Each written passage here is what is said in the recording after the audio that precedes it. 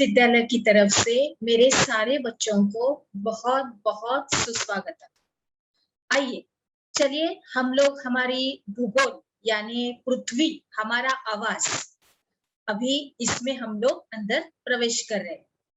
तो हमारा है हमारे पाठ का नाम है सौर मंडल में पृथ्वी। तो चलिए बच्चों, आगे हम लोग इसका स्पष्टीकरण देखते हैं। चलिए, अभी हम लोग देखते हैं कि जब सूर्यास्त होता है तो इसका मतलब तो बच्चों आप लोग सभी जानते ही हैं कि मतलब जब सूरज उगता है तो उसको सूर्योदय कहते हैं, और जब वो ढल जाता है तो उसको हम लोग सूर्यास्त बोलते हैं। तो सूर्यास्त के बाद आकाश को हमें देखना कितना अच्छा लगता है। एक बात ध्यान में रखिए बच्चों कि मैं जो पढ़ा रही हूँ वो हमारे पाठ्य पुस्तक को साथ में लेके पढ़ा रही हूँ।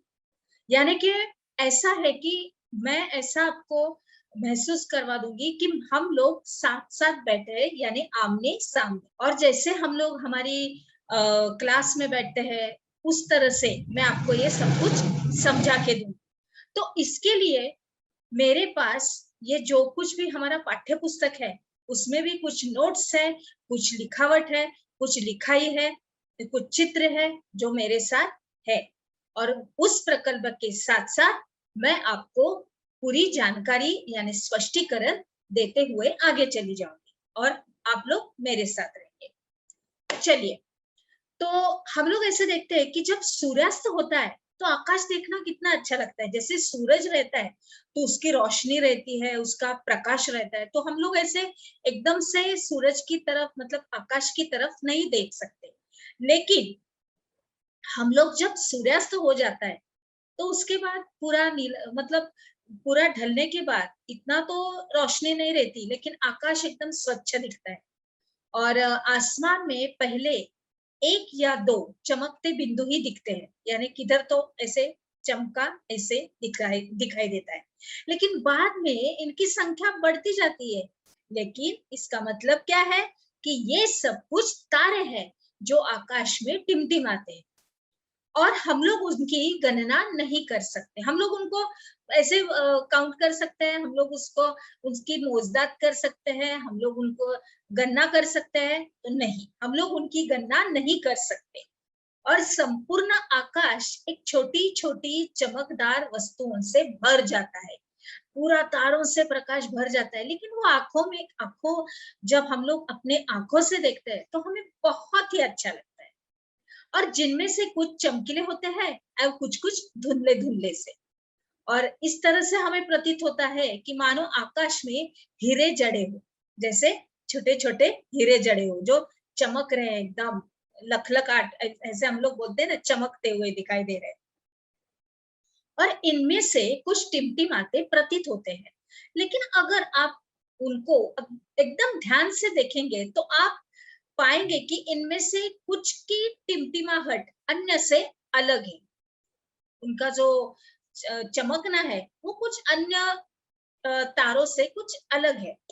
तो बिना किसी टिमटिमाहट के चंद्रमा के समान चमकते हैं। अब इन जो चमकीली जो वस्तुओं के साथ हम लोग जो लगभग प्रतिदिन चंद्रमा को भी देखते हैं, जैसे हम लोग तारे देखते हैं, आकाश देखते हैं, वैसे हम लोग ये चंद्रमा को भी देखते हैं। तो कैसे रहता है ये चंद्रमा, देखते हैं, और वह अलग अलग समय पर अलग अलग आकार तथा अलग स्थितियों में दिखाई पड़ता है। अभी चंद्रमा हमें रोज पूरा ऐसे दिखाई देता है नहीं, हमें कभी कभी उसकी छोटी छोटा छोटा छोटा या तो फिर बड़े बड़ा बड़ा बड़ा होता जाता हुआ दिखाई देता है, यानी छोटे बड़े के स्थितियों में हम लोग उनको देख सकते हैं। किसको? चंद्रमा को। अभी अगर हम लोग पूर्ण चंद्र को लगभग एक महीने के एक बार देख सकते हैं, और यह पूर्ण चंद्रमा वाली रात, उसको पूर्णिमा कहते हैं। क्या कहते हैं? पूरा चांद रहता है तो उस दिन को हम लोग क्या कहते हैं? पूर्णिमा। और 15 दिन के बाद आप इसे देख नहीं सकते, तो यह नए चंद्रमा की रात्रि या अमावस्या होती है, जिस दिन हमें पूरा चांद नहीं दिखाई देता। चांद रहता ही नहीं, उस दिन क्या रहता है, अमावस्या।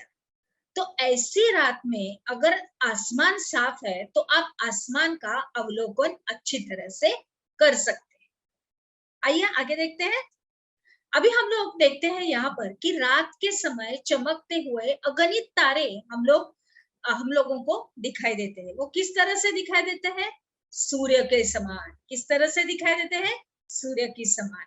और लेकिन हमसे बहुत अधिक दूर ये होते हैं। जैसे इधर एक चित्र दिया है हम लोगों के पास कि ध्रुव तारा, जैसे मतलब ये तो एक उदाहरण के तौर पर दिया है, लेकिन यहाँ पे जो हम लोग देखते हैं तो हम लोग पृथ्वी के ऊपर हमारे स्थान से उस जगह में देखते हैं। तो किस तरह से है कि हम लोग उनकी ऊष्मा या प्रकाश को महसूस नहीं करते, तथा ये अत्यंत छोटे-छोटे दिखाई देते हैं। अभी हम लोग हमारी पृथ्वी से आकाश की तरफ देखते हैं तो तारे हमें बहुत ही छोटे-छोटे दिखाई देते हैं और दूरी भी बहुत ज्यादा है। और लेकिन अभी आगे हमें स्पष्टीकरण में और भी जाना है कि प्राचीन समय में लोग रात्रि में दिशा का निर्धारण तारों की सहायता से ही करते थे। रात के समय उनको अंदाज कैसे लगाना होता है, तो वो क्या करते थे कि रात में दिशा का जो है वो दिशा किस तरह से, वो तारों को समझ के वो दिशा में आगे आगे बढ़ते थे। अभी उत्तरी तथा उत्तरी दिशा को बताता है, तो कैसे इसे ध्रुव तारा भी कहा जाता है। उत्तरी तारा यानी क्या, कि उत्तर दिशा में जो तारा रहता है, जो स्टार हम लोग बोलते हैं, उसको ध्रुव तारा कहा जाता है। और यह आसमान में हमेशा एक ही स्थान पर रहता है।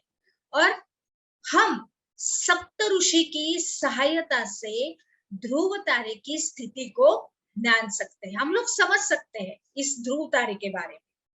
आगे बढ़ते हैं बच्चों। अभी कुछ खगोलीय शास्त्रज्ञ जो रहते हैं उनके यहाँ से हमें जो जानकारी है कि अपना प्रकाश एवं ऊष्मा नहीं होती है। क्या, कुछ खगोलीय पिंडों में अपना प्रकाश एवं ऊष्मा होती ही नहीं है और ये तारों से के प्रकाश से प्रकाशित इस तरह से होते हैं। ऐसे पिंड ग्रह कहलाते हैं। जैसे उनको अपना खुद का प्रकाश नहीं है। क्या है, उनको उनका खुद का प्रकाश नहीं है। और ग्रह जिसे अंग्रेजी में प्लैनेट कहते हैं, अंग्रेजी में ग्रह को अंग्रेजी में क्या कहते हैं, प्लैनेट। और ग्रीक भाषा के प्लेनेटाई शब्द से ये प्लैनेट शब्द बनाया गया है। अभी जिनका अर्थ क्या होता है कि परिभ्रमक, अर्थात चारों ओर घूमने वाले। क्या, चारों ओर घूमने वाले। अभी पृथ्वी जिस पर हम लोग रहते हैं, अभी पृथ्वी के ऊपर तो हम लोग रहते हैं, हम लोग चांद तारे के पास तो नहीं रहते, हम लोग कहाँ पे रहते हैं, हम लोग पृथ्वी पर रहते हैं। तो एक जिस पर हम लोग रहते हैं एक ग्रह है, यानी कि पृथ्वी क्या है, पृथ्वी एक ग्रह है। और यह अपना संपूर्ण प्रकाश एवं जो ऊष्मा रहती है वो सूर्य से प्राप्त करती है। कहाँ से प्राप्त करती है, सूर्य से। और जो पृथ्वी के सबसे नजदीक का तारा है, पृथ्वी को बहुत अधिक दूर से जैसे चंद्रमा जैसे दिखाई देता है, उस तरह से चमकती हुई प्रतीत होती होगी। हम लोग मतलब पृथ्वी भी ऐसे ही चमकती हुई प्रतीत होगी। आगे बढ़ते हैं बच्चों। अभी हम लोग देखते हैं कि सूर्य जो रहता है, अभी सूरज है, यहाँ पे पृथ्वी है और यहाँ हमारा सौर मंडल है। तो सूर्य जो रहता है ये 8 ग्रह, उपग्रह तथा कुछ अन्य खगोलीय पिंड जैसे क्षुद्र ग्रह एवं उल्का पिंड मिलकर ये सौर मंडल का निर्माण करते हैं। उसे हम लोग क्या कहते हैं, उसे हम लोग सौर परिवार का नाम देते हैं और जिसका मुखिया सूर्य है। जिसका मुखिया कौन है, सूर्य। अभी सूर्य सौर मंडल के केंद्र में स्थित है और यह बहुत बड़ा है एवं अत्यधिक गर्म गैसों से बना हुआ है। यह हमारा जो सौर मंडल, ये सब कुछ, और इसका खिंचाव बल इससे सौर मंडल को बांधे रखता है। क्या रखता है, बांध के रखता है। अभी सूर्य जो रहता है ये सब सूर्य मंडल के लिए प्रकाश एवं ऊष्मा का एकमात्र स्रोत है। क्या है? एकमात्र स्रोत। अभी लेकिन हम इसकी अत्यधिक तेज ऊष्मा को महसूस नहीं करते हैं, क्योंकि सबसे नजदीक का तारा होने के बावजूद यह हमसे बहुत दूर है, बहुत दूर है। इसके लिए हम लोगों को अभी इतने दूर है, तभी भी इतने हमें गर्मी महसूस होती है, उसका प्रकाश महसूस होता है। तो हम लोग अभी भी दूरी है इसकी वजह से। अगर नजदीक होते तो क्या होता, आप जान सकते हैं। तो सूर्य पृथ्वी से लगभग 15 करोड़ किलोमीटर दूरी पर है। आई बात समझ में? आगे बढ़ते हैं बच्चों। हमारे जो मंडल है उसमें कुल मिलाकर 8 ग्रह है, और सूर्य से दूरी के अनुसार उनके नाम इस तरह से है: बुध, शुक्र, पृथ्वी, मंगल, बृहस्पति, शनि, यूरेनस तथा नेपच्यून। समझ में आया? आगे बढ़ते हैं। सूर्य से दूरी के हिसाब से जो पृथ्वी है ये तीसरा ग्रह है, और आकार में यह 5वां सबसे बड़ा ग्रह है। क्या है? आकार में 5वां सबसे बड़ा ग्रह है। अभी यह ध्रुवों के पास थोड़ी चपटी है, मतलब ये हमारी पृथ्वी, और यही कारण है उसका कि इसके आकार को भू आप ऐसे कहा जाता है। क्या कहा जाता है? भू आप। अभी भू आप का क्या अर्थ है? तो भू आप का अर्थ है कि पृथ्वी के समान आकार। क्या है? पृथ्वी के समान आकार। आगे बढ़ते हैं बच्चों। इस तरह से ये पूरा सौर मंडल हमारा पूरा है, उसका मुखिया कौन है? सूरज। ये हमारी पृथ्वी है, और इस तरह से हम लोग सूरज, पृथ्वी और सौर मंडल के साथ आगे बढ़ते हैं। अभी हम लोग देखते हैं कि अंतरिक्ष से लिया गया चंद्रमा का एक चित्र हम लोग यहाँ पे देख रहे हैं। अभी आगे स्पष्टीकरण में जाते हैं, हमारी जानकारी की तरफ चलिए। अभी जीवन के लिए अनुकूल परिस्थितियां संभवत केवल पृथ्वी पर ही पाई जाती है। हमारी पृथ्वी के ऊपर पानी है, वायु है, मतलब सभी चीज जो हमें चाहिए, जो पेड़ पौधे खाने के लिए, जो जीवन के लिए आवश्यक है, वो सब हमारी पृथ्वी पर मौजूद है। पृथ्वी पर कौन सी चीज नहीं है? पृथ्वी के ऊपर कौन सी चीज नहीं है? तो अधिक पृथ्वी न तो अधिक गर्म है और न ही अधिक ठंडी, मतलब वो बीच में है। ज्यादा भी एकदम ठंडी नहीं और ज्यादा भी एकदम गर्म भी नहीं। उसके बाद वायु में जीवन के लिए अभी देखते हैं, ठीक तरह से ध्यान दीजिए बच्चों। वायु में जीवन के लिए आवश्यक जो गैसें हैं, जैसे ऑक्सीजन, मौजूद है, और इन्हीं कारणों की वजह से पृथ्वी सौरमंडल का सबसे अद्भुत ग्रह है। क्या है? अद्भुत ग्रह। अभी अगर हम लोग अंतरिक्ष से देखने पर पृथ्वी नीले रंग की दिखाई पड़ती है। कैसे पड़ती है? नीले रंग की दिखाई पड़ती है, क्योंकि इसकी 2/3 सतह पानी से ढकी हुई है। क्योंकि हमारी पृथ्वी के ऊपर पानी ज्यादा है, 70 से लेके 71% तक है लगभग, और बाकी की फिर जमीन है। इसके लिए वो नीले कलर में हमें दिखती है, नीले कलर रंग में दिखती है। उसके बाद इसके लिए ही पृथ्वी को नीला ग्रह कहा जाता है। अभी अगर प्रश्न में मैं डालती हूँ तो इसका प्रश्न का उत्तर आपको लिखना है कि नीला ग्रह किसको कहते हैं और नीला ग्रह क्यों कहा गया है पृथ्वी को। आगे बढ़ते हैं बच्चों। हमारी पृथ्वी के पास केवल एक उपग्रह है। कौन सा है वो? देखते हैं हम लोग। चंद्रमा यानी चंद्र, और इसका व्यास पृथ्वी के व्यास का केवल 1/4 है। कितना? 1/4। और यह इतना बड़ा इसलिए प्रतीत होता है क्योंकि यह हमारे ग्रह से अन्य खगोलीय पिंडों की अपेक्षा में नजदीक है, और वह ये जो है यह हमसे लगभग 3,84,400 किलोमीटर की दूरी पर है, यानी 3,84,400 किलोमीटर दूर है। आई बात समझ में? आगे बढ़ते हैं बच्चों, चलिए। अभी हम लोग देखते हैं कि चंद्रमा जो रहता है वो पृथ्वी का एक चक्कर लगभग 27 दिन में पूरा करता है। कितने दिन में? 27 दिन में। और लगभग इतने ही समय में यह अपने अक्ष पर एक चक्कर भी पूरा करता है। और इसका परिणाम क्या होता है कि पृथ्वी से हमें चंद्रमा का केवल एक ही भाग दिखाई देता है, दोनों भाग हमें दिखाई नहीं देते। इसीलिए अभी चंद्रमा की जो परिस्थितियां रहती है, चंद्रमा की जो भी परिस्थितियां रहती है वो जीवन के लिए अनुकूल नहीं है। और इसकी सतह पर पर्वत, मैदान एवं गड्ढे जो है, जो चंद्रमा की सतह पर छाया बनाते हैं और पूर्णिमा के दिन चंद्रमा पर इनकी छाया को देखा जा सकता है। क्या किया जा सकता है? देखा जा सकता है। यहाँ तक समझ में आया बच्चों? आगे बढ़ते हैं हम लोग। चलिए अभी हम लोग सूर्य की तरफ जाते हैं कि सूर्य के जो चारों ओर चक्कर लगाने वाले जो पत्थरों के छोटे छोटे टुकड़ों को क्या कहते हैं? उल्का पिंड।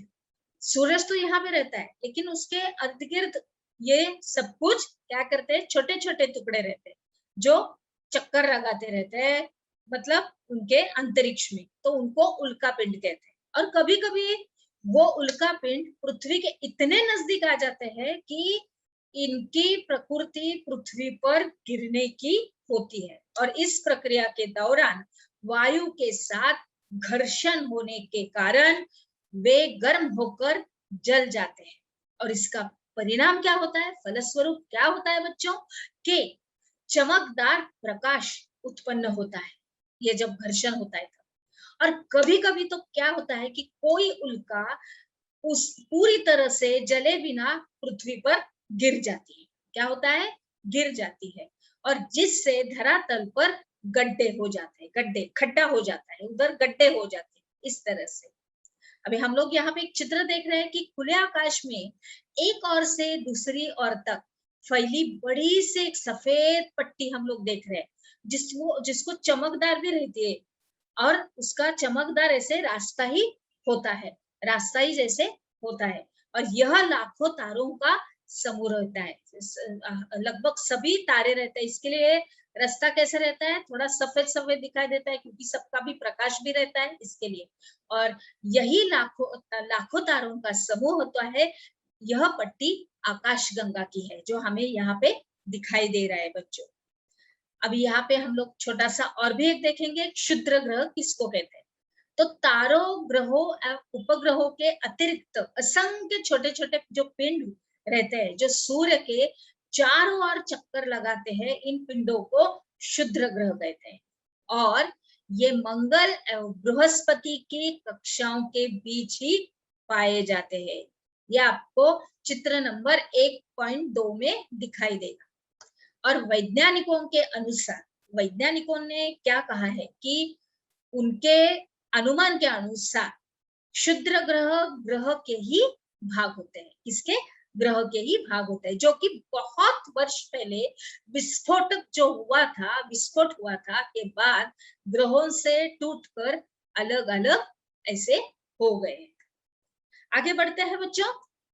हमने क्या सीखा इसमें? अभी इस प्रकल्प के अभी आखिर में हम लोगों का प्रश्न उत्तर का एक विभाग है। तो इसमें कुछ प्रश्न दिए गए हैं, जो बच्चों आपको अपनी किताब में अच्छी तरह से लिखना है। चलिए कौन से प्रश्न है देखते हैं।